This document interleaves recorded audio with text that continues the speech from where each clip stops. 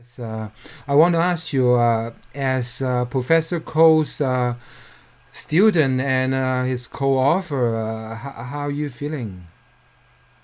Of course, I'm very sad, and even though his passing was expected, but still, it's shocking news to I guess to everyone.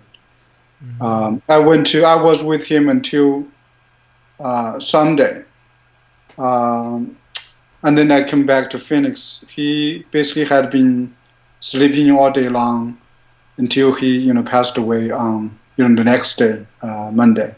How was he on Sunday? Was he conscious and like how long was he in the hospital for a long time? He had been hospitalized the last month, over like a month time. The last time he really talked to someone was last Wednesday.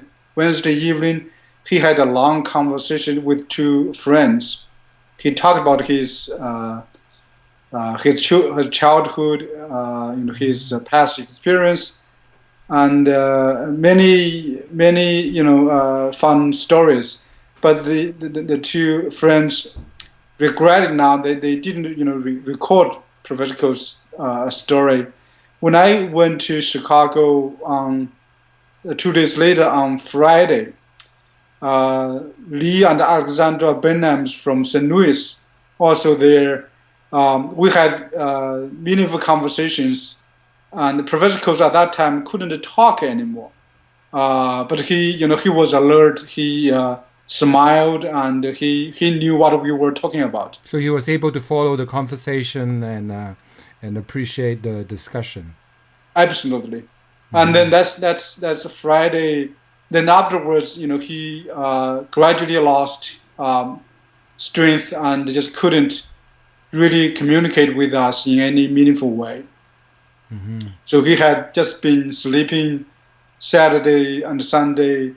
I came back Sunday afternoon. If I may step back in time a little, like the fact that Professor Cole was able to publish with you his book at 101, How China Became Capitalist. What was that working experience like for you with Professor Cole? He was still so sharp when he was 101.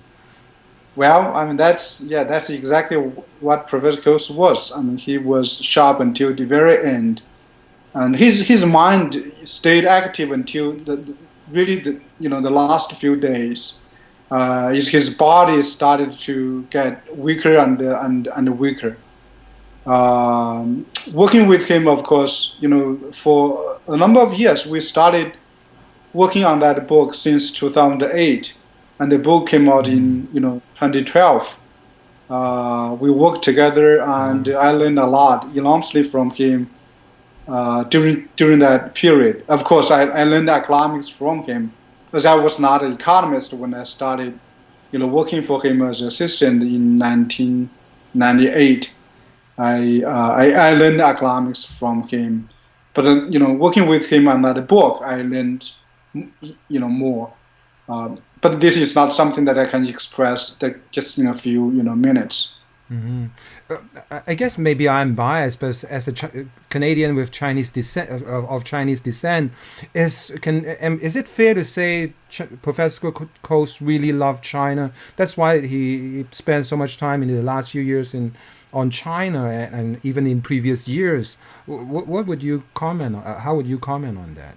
Oh, there's no doubt. I mean, he loved China from when he was a, we mentioned that in our book or somewhere.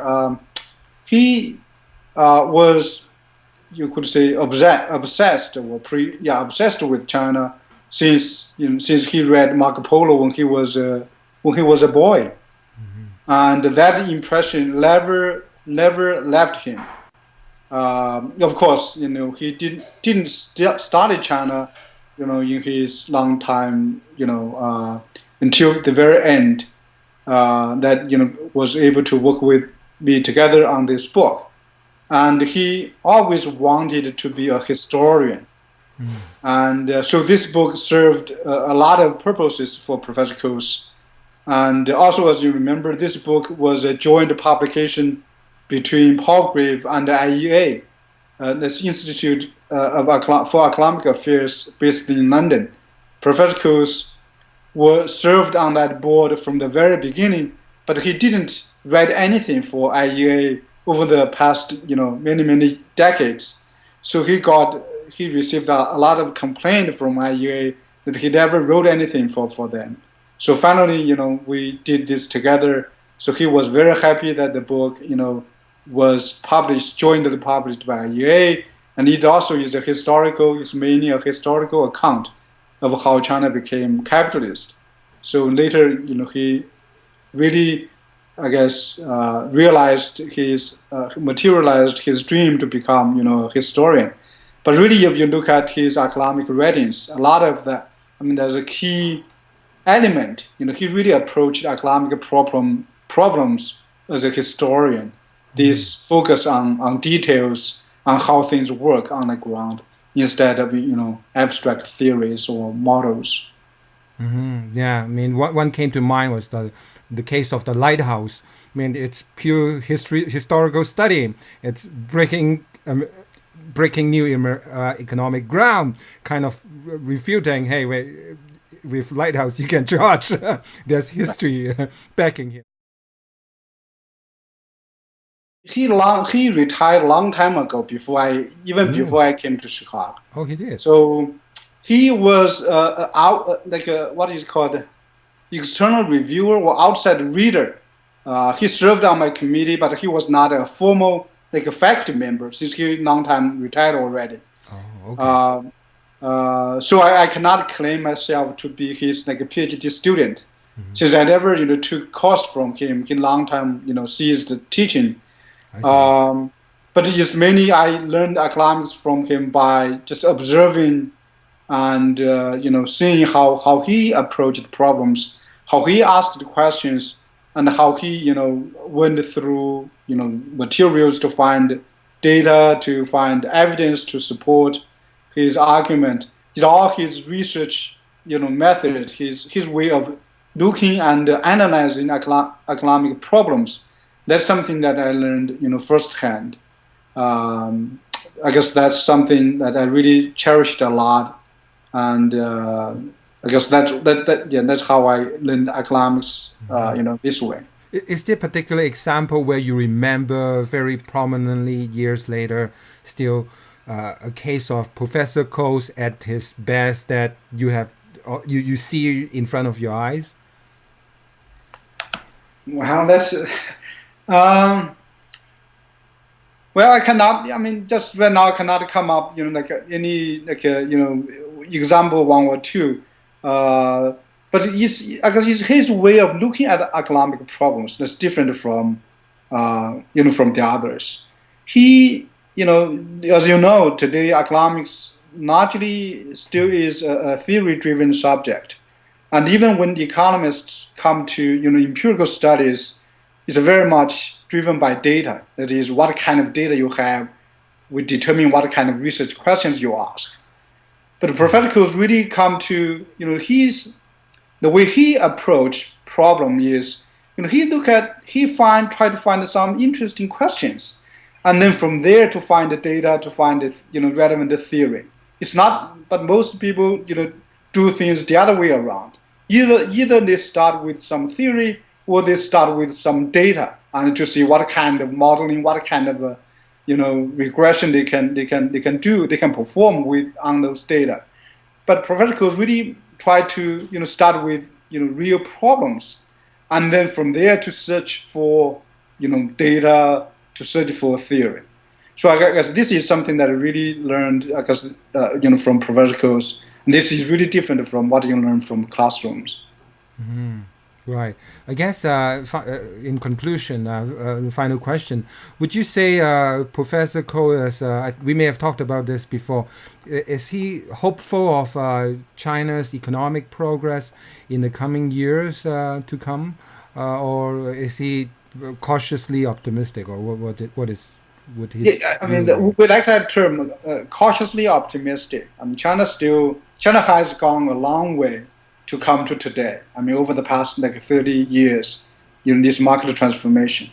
there's no doubt, China moved from Mao's, socialist economy to today's market economy. But China still has a long way to go, and we make that very clear at the end of our book. That China today does not have a free market for ideas, and that is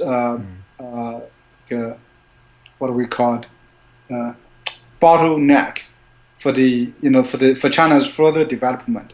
And China does not, unless China has a free, open market for ideas, China cannot, go far enough to make itself a real, market economy, or realize its, dream of, cultural renaissance for both material, production, and also for this cultural revival.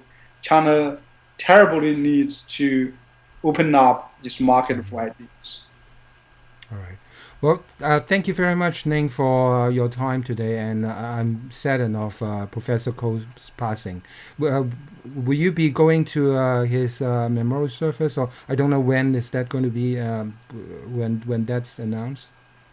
The University of Chicago is going to have a memorial service probably sometime in the fall, but I know his friends in China are now planning to have a number of events. So I will do my best to attend them. All right.